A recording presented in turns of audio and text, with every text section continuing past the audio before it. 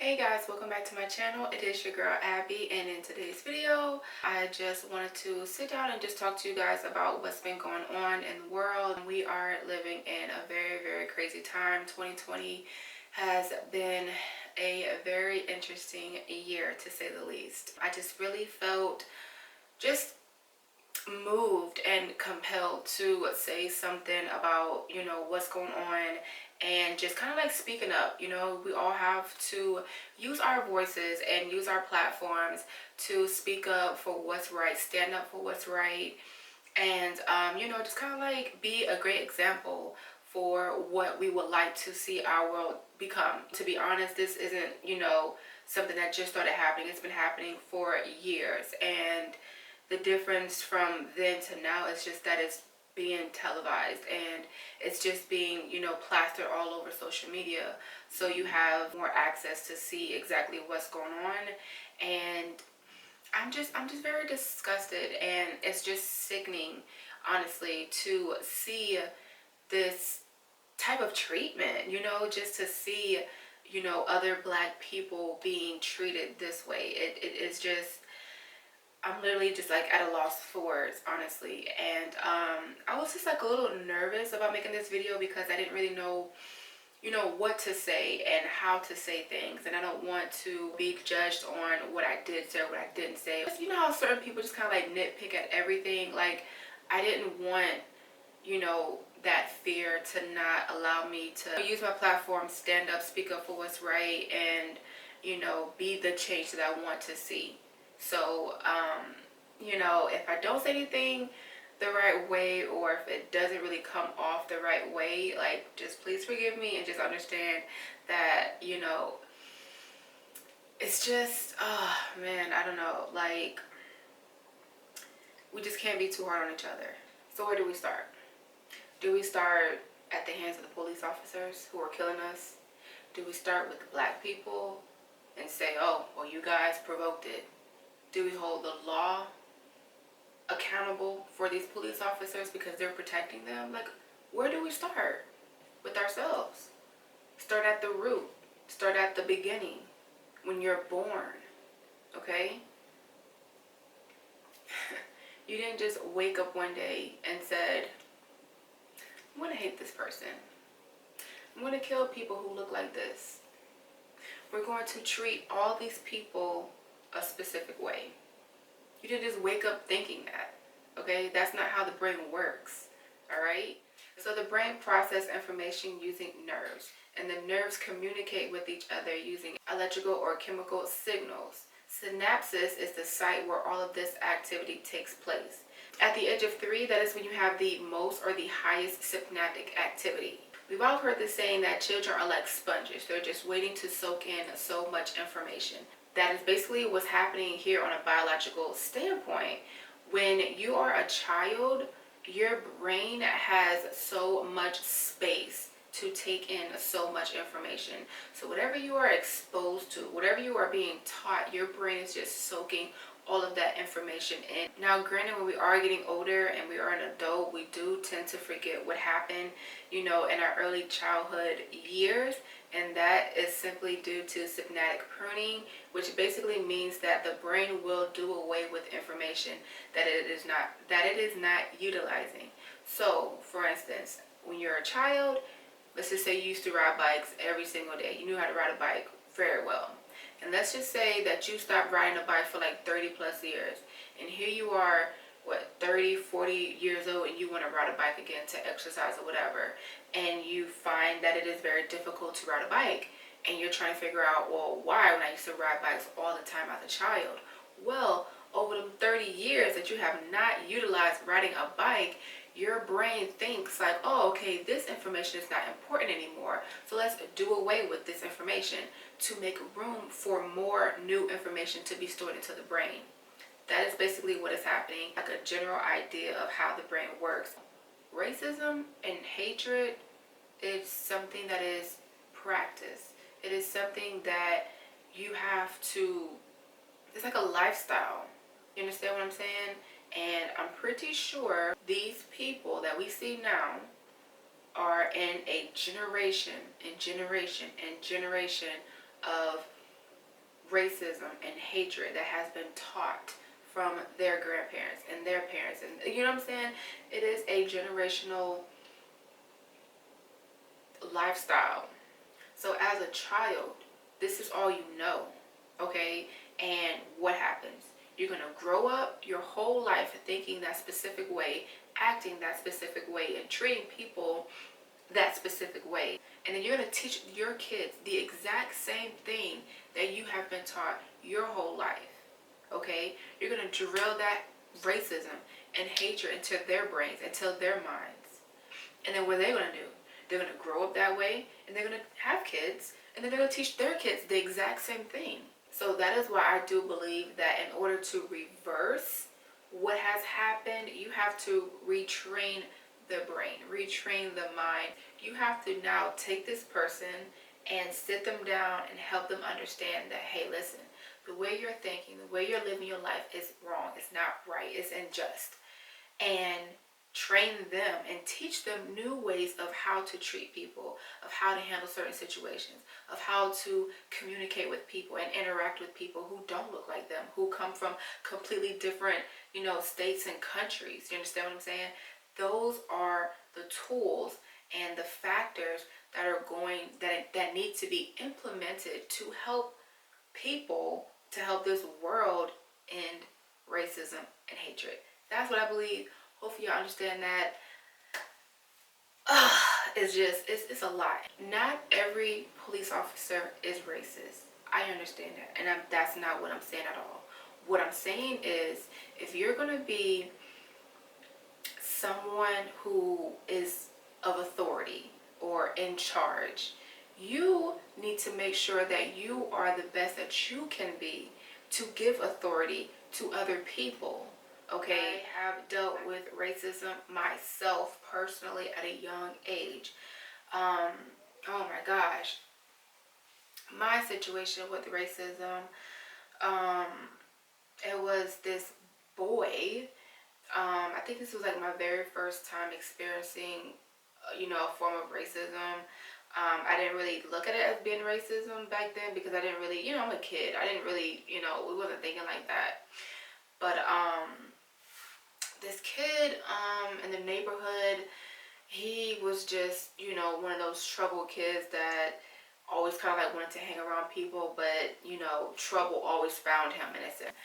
And I just couldn't stand, and see her be treated that way. So I had to stand up and, take matters to my own hands, basically.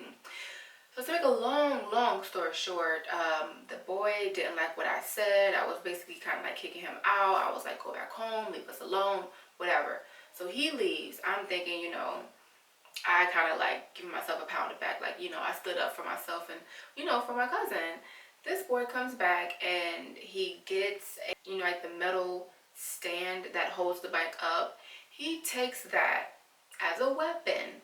He comes back to the sandbox. I will always have that scar on my lip because that boy busted my lip with that metal kickstand. And that was the very first time I've ever had anything like that happen to me. Ever. But I used to, just be very insecure about it, but now I just charge it to the game, basically. Another situation of racism that I did experience, unfortunately, was one of the reasons why I left my hometown. A lot of people here are old school thinking, meaning they don't really care too much for black people. My high school, we probably had about 2, at the most 3 black people in my classes. And a lot of times I was the only black person in my class. And if there wasn't another black person, they were mixed. Or, black and white or whatever, brown skin. I think this was my English teacher. I feel like I am studying my ass off, and I don't know. I just did not know why I could not make an A in her class. It wasn't until the end of the year. We was having a conversation about politics. I don't really remember what was going on in the world that day, But to make a long story short, again, I remember she said these exact words. And she looked at me when she said this. She said, I believe that the world would be a lot better if black people were not in it. Um, I don't really remember all the small details around that situation, but I do remember that. I remember exactly how I felt. I just remember everything about that specific moment in time when she said that to me and how I felt. And I really felt like isolated. I really felt like I didn't belong, or I felt, like something was wrong with me. Like I looked at myself as the problem when in fact it's not me. You know what I'm saying? It's not me that's the problem. It's not us black people that's the problem. It's people who think like she thinks is the problem. I don't want to say white people are the problem, because I do have a biracial niece and nephew, and I don't ever want to, have them think that I think that they're a part of the problem.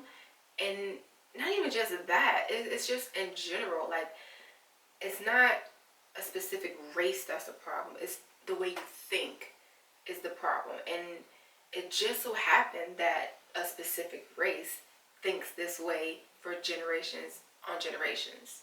So that was that situation. I've experienced racism, on a smaller scale, not necessarily white people, but just lighter skin tones, like, Cubans, light skinned Cubans. Think if the roles were reversed, if it wasn't white people killing black people, but black people killing white people, and white people feared going outside, feared driving their car, feared running around in the neighborhood exercising, feared going to the store shopping, going to the gas station getting gas, because you felt like if you saw a black police officer that person was going to profile you, harass you, stop you, question you, you would honestly, like, you would have a fit. Y'all white people would have a fit. Okay? So look at it from that perspective. I just want to make one thing very clear, that justice definitely needs to be served. Like, I do know that they have arrested the police officers, and that they are charging them with, I think, like, second-degree murder. The revengeful side of me would want to say, give them the electric chair, because that's what they would do to any other black person. If that was me, if that was my brother, that, was...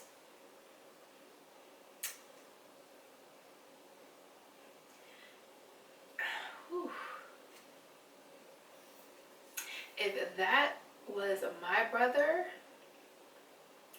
I could see myself, like,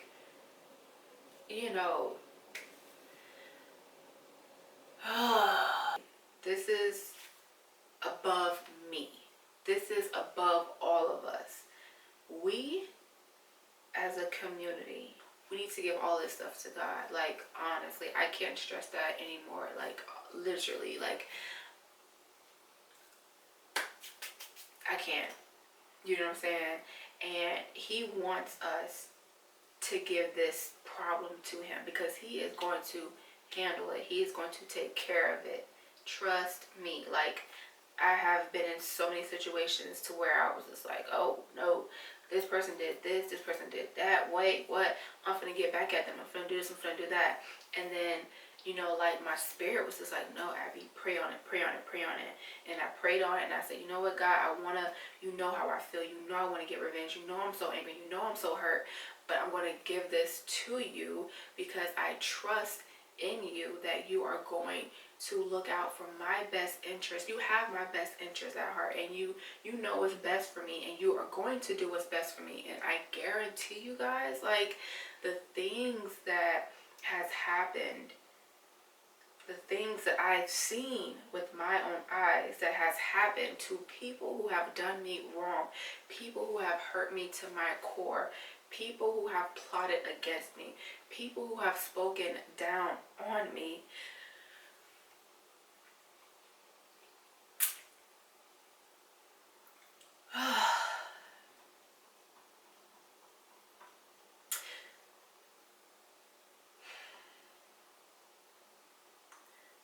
I am where I'm at today for one reason only, and that is because God literally has blessed me and has showed me so much mercy and favored me to be where I'm at right now. And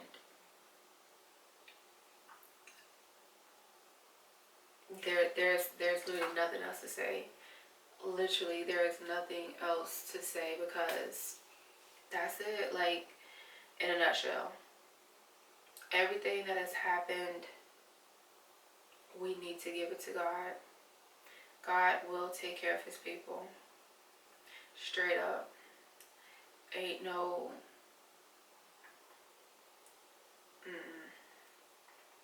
He will take care of his people. If you don't know God, get to know God. Okay, try him. Please do it. You know what I'm saying? I challenge you to try him. Pray. Pray and be sincere and be humble and actually trust him and watch what will happen. Because we cannot fight a spiritual war in the flesh form. And that's what's happening. Like I said, if you don't, cool. That's your prerogative. But I'm sorry to you in advance, okay? I am so sorry to you and your soul. And for those who know, who are on the fence, you need to make a decision, okay? Make a decision. And I pray that you make the right decision. And for those who know, but who choose not to do right, you need to get it together too. Because you know better. Those who know better needs to do better. And if you don't, then you will be judged accordingly. And I'm not sitting here making it seem like, you know, I'm Miss High and Mighty, because when I tell you, I have done so many wrong things. Like, it is just amazing that I'm still here. Seriously. But God doesn't make any mistakes. And I'm here for a reason, and you're here for a reason. And the things that has happened for a reason. And the people who are going through the most toughest things are going through that because God gave them the strength to go through it. And he wants them to pray to him and give it to him and rely on him and trust in him. Honestly, that is how I feel. That is what I believe. And that's just what it is. So, whew. So yeah, so I hope that this video served a good purpose to someone. It was very hard for me to open up and, you know, put everything out there. But I do believe that I have a lot of information to share with people and, you know, just hopefully inspire someone with my stories and everything that I've gone through. That's the only thing that I really want to do, honestly. Like, if you know, want to know more about me, I guess, definitely, you know, click the subscribe button and let's just grow, learn, and love together. Appreciate each other, respect each other,